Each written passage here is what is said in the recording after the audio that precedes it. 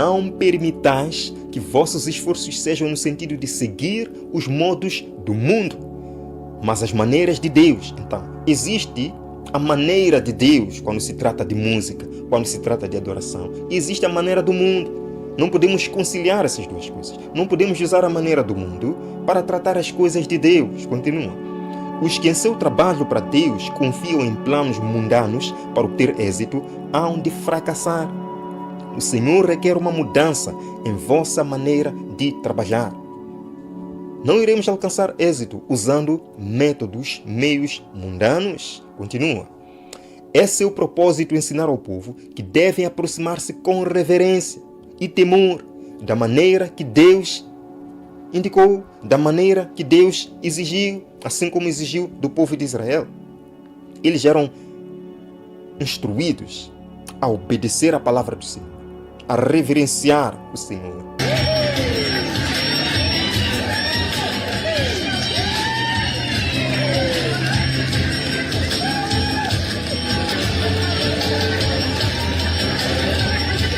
Quando nós nos reunimos na casa do Senhor para o adorar, nós precisamos ir em espírito e em verdade. Nós precisamos ir com reverência para ouvir a voz do Espírito Santo. Métodos mundanos, música mundana, não é para louvar a Deus no culto a Deus. É isso que nós estamos dizendo aqui. Abacuque capítulo 2, verso 20, a palavra de Deus nos diz: o Senhor, porém, está no seu santo templo. Cale-se diante dele toda a terra. Reverência é o que Deus pede aqui. Não está dizendo simplesmente que devemos ficar calados. Temos que adorar. Temos que dizer amém, mas com reverência, amados irmãos. E isto está fugindo de nossas igrejas ultimamente. Isto está saindo de nossas igrejas ultimamente. Reverência, amados irmãos. Estamos diante de um Deus santo. Este escritor diz assim: há muito show, muita música, muito louvor, mas pouco ensino bíblico. Parece que é o que estamos vendo agora. 5 minutos da palavra de Deus, 3 horas de música e dança. Isso acontece muito nas igrejas pentecostais, infelizmente também. Ele diz que nunca os evangélicos cantaram tanto e nunca foram tão analfabetos de Bíblia. Nunca houve tantos animadores de auditório e tão poucos pregadores da palavra de Deus. Ele diz que quando o Espírito de Deus está agindo de fato, ele desperta o povo de Deus para a palavra.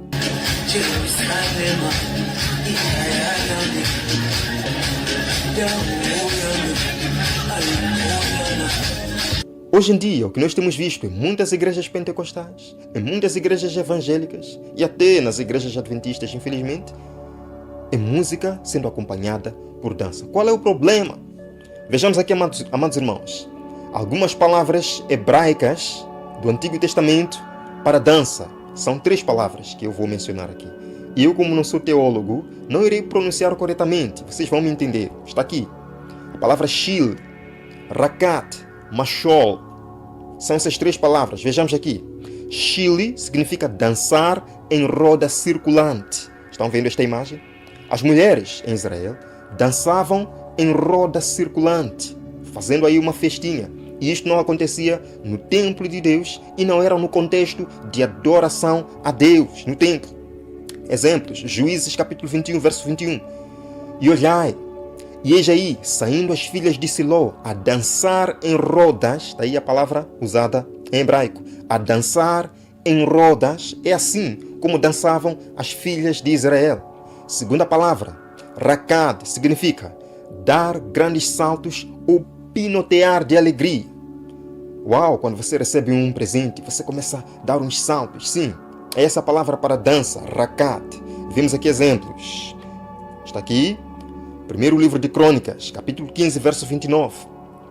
Ao entrar a arca da aliança do Senhor na cidade de Davi, Mical, filha de Saul, estava olhando pela janela e vendo o rei Davi dançando e folgando. Qual é a palavra usada aí? Rakat. O que Davi estava fazendo? Dando grandes saltos ou pinoteando de alegria. Davi não estava requebrando, não. Davi não estava adorando a Deus no templo, não. Ele estava dando saltos de alegria, como faz uma criança quando recebe um bom presente. Por isso que Mical viu Davi lá do terraço, viu Davi dançando e disse: uau, este rei de Israel parece uma criança. Vemos aqui a imagem, amados irmãos. Mas hoje nós vemos dança nas igrejas, nós vemos coreografias nas igrejas, nós vemos show de música nas igrejas, vemos grupos cantando, dançando, louvando ao Senhor.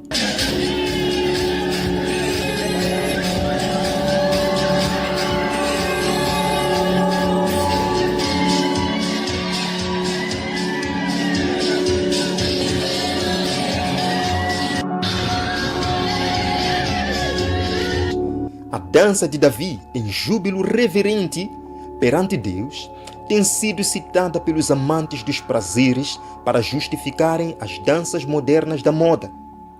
Mas não há base para tal argumento. Não há base para tal argumento. Você não pode pegar o exemplo de Davi na palavra de Deus e dizer: igreja, vamos dançar, está aqui Davi. O apóstolo Paulo nos diz: habite ricamente em vós a palavra de Cristo. Instruí-vos mutuamente em toda sabedoria, louvando a Deus com salmos e hinos e cânticos espirituais, com gratidão em vosso coração. Ele não menciona dança aqui não. Ele não diz com cânticos, com salmos, com danças, com barulho, não. Cânticos espirituais. Queridos, o nosso corpo é templo do Espírito Santo. Será que nós podemos meter qualquer coisa no nosso corpo? Não. E quanto mais o templo físico de Deus, nós vamos meter lá qualquer coisa para agradar a plateia? Queridos, a música é um assunto muito simples. Nós que tornamos o assunto difícil. Por quê?